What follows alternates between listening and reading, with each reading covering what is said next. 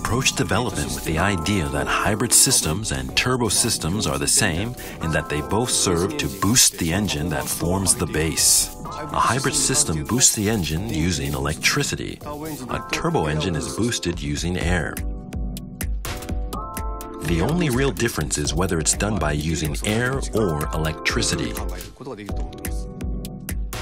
Our aim was actually quite simple, to simultaneously improve both driving performance and fuel economy. However, in terms of driving performance compared to past turbo engines, instead of the power coming on all at once, we heavily prioritize excellent response and the feeling of a smooth rise in acceleration G, in order to realize emotional driving performance through a turbo-like acceleration feel. We set high goals for ourselves and took a real stoic approach to development. For example, while of course we worked hard to improve the combustion of the base engine in order to realize excellent response and the ideal acceleration G feeling, the real story is the forced induction combustion system that has been under constant research since around 2005 and led to the development of this engine.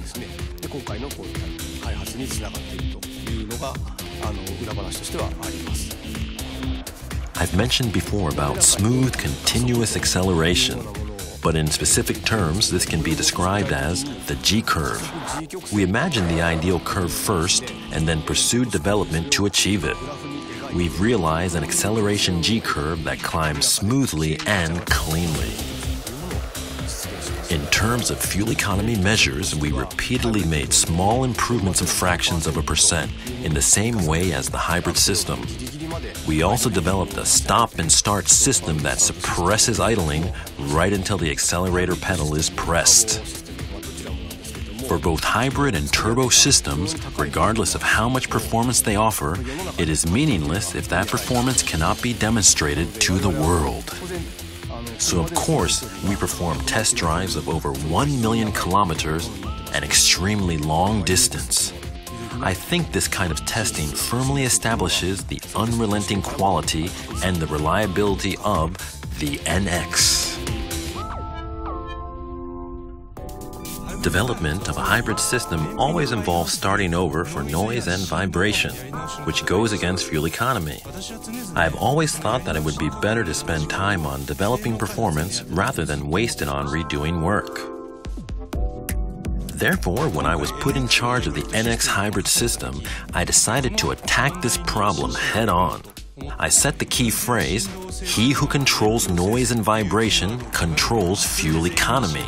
This made it clear to all staff what our goal was.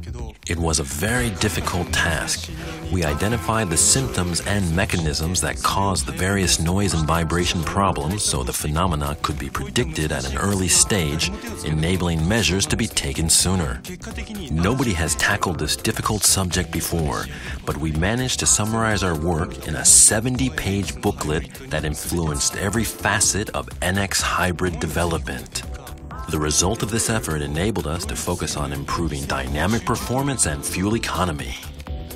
Not only were we able to realize top-class fuel economy, but we also sent early prototypes overseas and actually test drove them to refine the driving performance.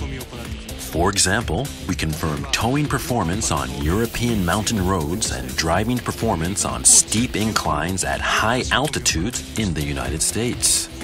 I believe the NX Hybrid can be described as a vehicle that symbolizes the Lexus concept of harmonious coexistence through its dynamic power, fuel economy, and noise and vibration performance.